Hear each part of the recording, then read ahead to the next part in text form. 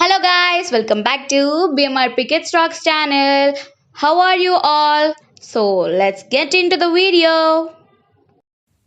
ఈరోజు మనం చిన్ని కృష్ణయ్య కోసం కృష్ణాష్టమి వచ్చేస్తుంది కదా. అటుకుల ప్రసాదం ఎలా తయారు చేయాలో చూద్దాము. ముందుగా ఒక బౌల్ తీసుకొని దానిలోకి కొద్దిగా బెల్లం యాడ్ చేసుకోండి. బెల్లం యాడ్ చేసిన తర్వాత దానిలోకి కొద్దిగా వాటర్ని యాడ్ చేసుకొని చక్కగా పాకం పట్టుకోండి.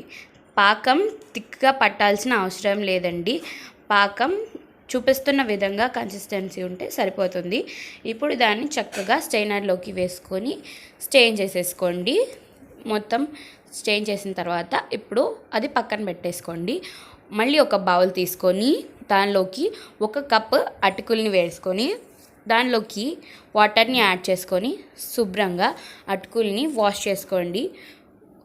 ఏమైనా వేస్ట్ కనుక ఉంటే అటుకుల్లో అదంతా శుభ్రంగా వాష్ అయిపోతుంది. సో శుభ్రంగా వాష్ చేసేసుకొని చక్కగా వాటర్ని మొత్తం స్ట్రెయిన్ చేసుకొని పక్కన పెట్టేసుకోండి. ఇప్పుడు ఒక బాండీ తీసుకొని దానిలోకి కొద్దిగా గీని యాడ్ చేసుకోండి. గీ కరిగిన తర్వాత ఇప్పుడు దీనిలోకి కొన్ని జీడిపప్పుల్ని యాడ్ చేయండి. జీడిపప్పు యాడ్ చేశాక జీడిపప్పుని రోస్ట్ చేసుకోండి, అటు ఇటు ఫ్రై చేసుకుంటూ. ఇప్పుడు దీనిలోకి చిన్న చిన్న ముక్కలుగా కట్ చేసి పెట్టుకున్న ఎండు కొబ్బరిని యాడ్ చేయండి. ఎండు కొబ్బరి చిన్న చిన్న ముక్కలుగా కట్ చేసుకోండి, అప్పుడు చాలా బాగుంటుంది తినేటప్పుడు. సో ఇప్పుడు దీనిలోకి కొద్దిగా కిస్మిస్ని యాడ్ చేసుకోండి. కిస్మిస్ని కూడా యాడ్ చేశాక కిస్మిస్ కూడా ఫ్రై అయిన తర్వాత ఒక బౌల్లోకి తీసుకొని పక్కన పెట్టేసుకోండి. ఇప్పుడు అదే ప్యాన్లోకి ముందుగా మనం వాష్ చేసుకున్నాం కదండి అటుకులు, ఆ అటుకుల్ని యాడ్ చేసేసుకొని అటుకులు కూడా మొత్తం గీలో రోస్ట్ అయ్యే విధంగా ఫ్రై చేసుకోండి. సో చూస్తున్నారు కదా, అటుకులు మొత్తం ఈ విధంగా ఫ్రై అయ్యేంత వరకు ఫ్రై చేసుకోవాలి. సో కొద్దిగా కలర్ చేంజ్ అయ్యేంత వరకు.